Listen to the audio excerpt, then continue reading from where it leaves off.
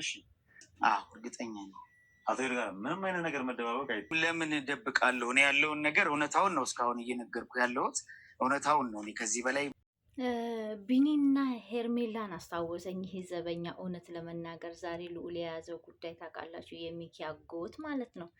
ሲጠብቅ የነበረው ዘበኛ እነ ቢኒና ያስታወሰኝ። ማርያምን እኔ ይሄ ሰውዬ ምንም አይነ ውሃውም አላመረኝም። ለምን አነጋገሩ አላቅም፣ ምግብ የምታመጣዋንም አላቅም፣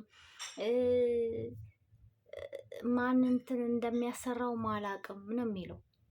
እንዴት ነው እንዴት ሆኖ ነው ሰው ይሄን ያህል ጊዜ ምግብ የሚሰጠውን ሰው ጠብቅ ብሎ አላፊውን የማያውቀው?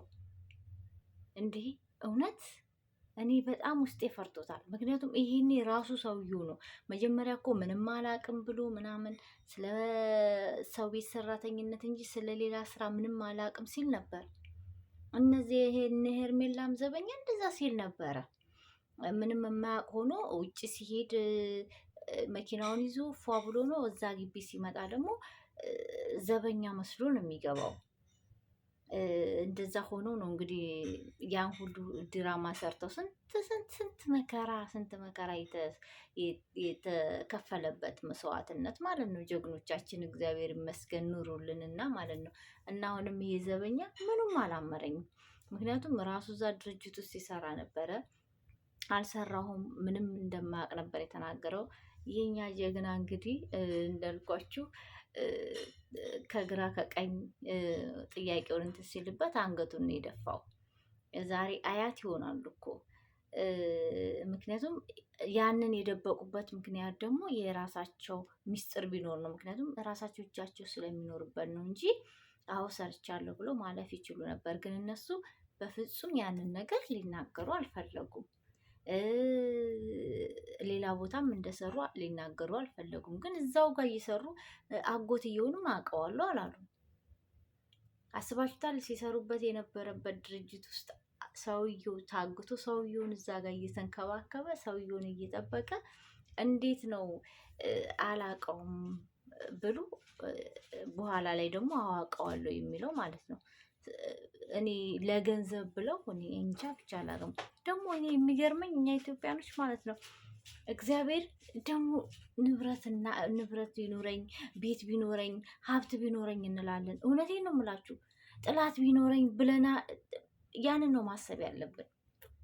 አሁን እኮ ገንዘብ ካላችሁ በቃ ሽጉጥ አቀባብላችሁ ጭንቅላታችሁ ላይ አድርጋችሁ እንዳድራችሁ ቁጠሩት።